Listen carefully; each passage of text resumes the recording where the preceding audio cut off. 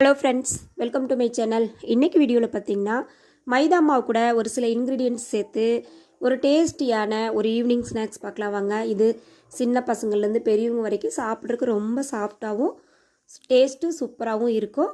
வாங்க வீடியோக்குள்ளே போய் பார்க்கலாம். நம்ம சேனலுக்கு நீங்கள் புதுசாக இருந்தீங்கன்னா மறக்காமல் சப்ஸ்கிரைப் பண்ணிவிட்டு கூடவே பெல் பட்டனையும் கிளிக் பண்ணிடுங்க. முதல்ல மிக்ஸி ஜார் எடுத்துகிட்டு அரை கப் அளவுக்கு சர்க்கரை, வெள்ளை சர்க்கரை சேர்த்துருக்குறேங்க. அரை கப் அளவுக்கு சர்க்கரை, 1 டேபிள் ஸ்பூன் அளவுக்கு ரவை, அதாவது உப்புமா ரவை இருக்கு இல்லைங்களா, அது சேர்த்துக்கலாம். சேர்த்துட்டு நல்லா ஃபைன் பவுடரை அரைச்சிட்டு வந்துடுவோம். அரைச்சிட்டு வந்து அது அப்படியே இருக்கட்டும். ஒரு பவுலில் பார்த்திங்கன்னா சர்க்கரை எடுத்த அதே கப்பில் 1 கப் அளவுக்கு மைதா எடுத்துகிட்டு நம்ம அரைச்சிட்டு வந்த ரவையும் சர்க்கரையும் கலவையும் இதில் சேர்த்துருவோம். கூட பார்த்திங்கன்னா 1 டேபிள் ஸ்பூன் அளவுக்கு சமையல் ஆயில், அதை வந்து சூடு பண்ணிவிட்டு சேர்த்துருக்குறேன். நெய் பார்த்திங்கன்னா 1 ஸ்பூன், அதாவது சின்ன ஸ்பூனில் 1 ஸ்பூன் வரும், அந்தளவுக்கு சேர்த்துக்கலாம். சேர்த்துட்டு நல்லா கலந்து விட்டுருவோம். நீங்கள் எண்ணெய்க்கு பொதுவாக நெய்யை கூட 2 டேபிள் ஸ்பூனாக எடுத்துக்கோங்க. நான் வந்து எண்ணெய் 1 டேபிள் ஸ்பூன், நெய் சேர்த்துருக்குறேன். ரெண்டையும் சூடுபடுத்திட்டு சேர்த்துக்கோங்க. சேர்த்துட்டு மாவில் வந்து எல்லாமே நல்லா மிக்ஸ் ஆகணும். அது மாதிரி இது போல் நல்லா ஊற்று விட்டு பிசைஞ்சு எடுத்துக்கோங்க. கடைசியில் பார்த்திங்கன்னா ஒரு கைப்பிடி பிடிச்சிங்கன்னா பிடி வரணும். அப்போ தான் மாவு நல்லா நம்மளுக்கு மிக்ஸ் ஆகி வந்திருக்கு. இப்போ இது கூட பார்த்திங்கன்னா தண்ணி, அதாவது நம்ம நார்மல் வாட்டர் தான், அதை சேர்த்துட்டு நல்லா பிசைஞ்சிக்கலாம். நீங்கள் எந்த கப்பில் மைதா மாவு எடுக்கிறீங்களோ அந்த கப்பில் தான் நீங்கள் சர்க்கரை எடுத்துக்கணும். அதாவது 1 கப் மைதா மாவுக்கு அரை கப் சர்க்கரை, 1 டேபிள் ஸ்பூன் ரவை.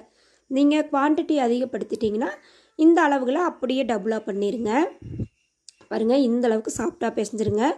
தண்ணி மாதிரி இருக்கக்கூடாது, நல்லா நம்ம சப்பாத்தி மாவு பதத்துக்கு வரணும்.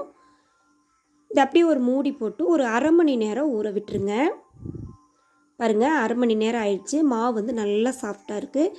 இதை என்ன பண்ணலான்னா அப்படியே தோசைக்கல்லை வச்சு நம்ம நல்லா பரத்திடலாம். சப்போஸ் உங்களுக்கு தண்ணிக்கு அதிகமாக போயிடுச்சு அப்படின்னா 1 டேபிள் கூட மறுபடியும் நீங்கள் மைதா மாவு சேர்த்துக்கோங்க. இதே மெத்தடில் நீங்கள் கோதுமை மாவு கூட சேர்த்து செய்யலாம். பாருங்கள், இது போல் நல்லா பரத்தி விட்டுருங்க. ரொம்ப லேசாக பரப்பிடாது, நல்லா கெட்டியாகவே இது போல் பரத்தி எடுத்துக்கோங்க. கத்தி வச்சு ஓரங்களில் வந்து கட் பண்ணிடலாம். நம்ம ஒரு சேஃபுக்காக இதை வந்து கட் பண்ணுறோம். பாருங்கள், இது போல் 4 பக்கமும் கட் பண்ணி எடுத்துக்கலாம். ரொம்ப ஒரு எளிமையான ஸ்நாக்ஸ் சொல்லலாம். உள்ளே பார்த்திங்கன்னா ஹார்டாக இருக்குன்னு நீங்கள் நினைக்க வேண்டியதில்லை. உள்ளே வந்து நல்லாவே சூப்பராக சாப்பிட்றதுக்கு டேஸ்டியாகவும் இருக்குது. நல்லா வந்து கடித்து சாப்பிட்ற பக்குவத்தில் தான் இருக்கும். பாருங்கள், இது மாதிரி ஒரு ஷேப் பண்ணிவிட்டு இப்போ நம்ம வந்து ஒரு சதுர ஷேப்புக்கு கட் பண்ணி எடுத்துக்கலாம்.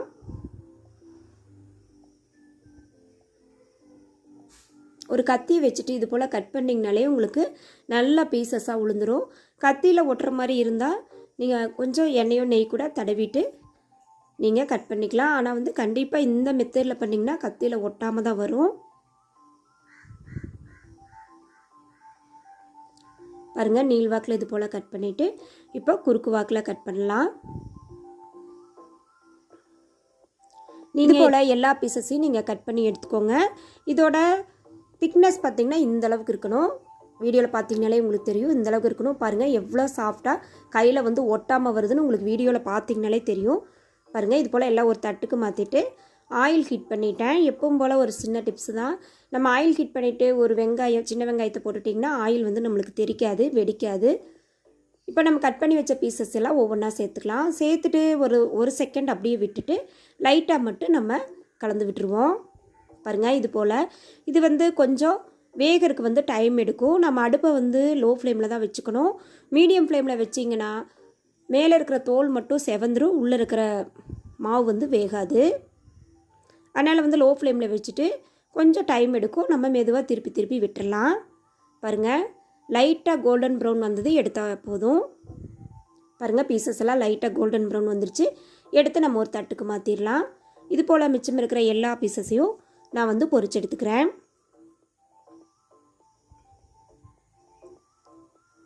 தீ மட்டும் ஒரே அளவில் இருக்கணும், நீங்கள் அதிகம் பண்ணிடக்கூடாது.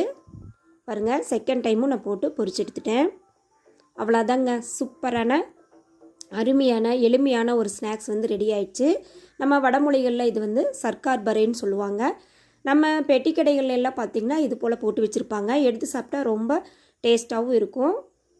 இந்த வீடியோ பிடிச்சிருந்தா சேனலை மறக்காமல் சப்ஸ்கிரைப் பண்ணிடுங்க. லைக் பண்ணுங்கள், ஷேர் பண்ணுங்கள், கமெண்ட் பண்ணுங்கள். பாருங்கள் ஓப்பன் பண்ணி காமிக்கிறேன் எப்படி வந்து உங்களுக்கு நல்லா வெந்திருக்குன்னு சொல்லிட்டு. பாருங்கள் உள்ளையெல்லாம் ரொம்பவே சூப்பராக வந்திருக்கு. தேங்க்யூ ஃபார் வாட்சிங்.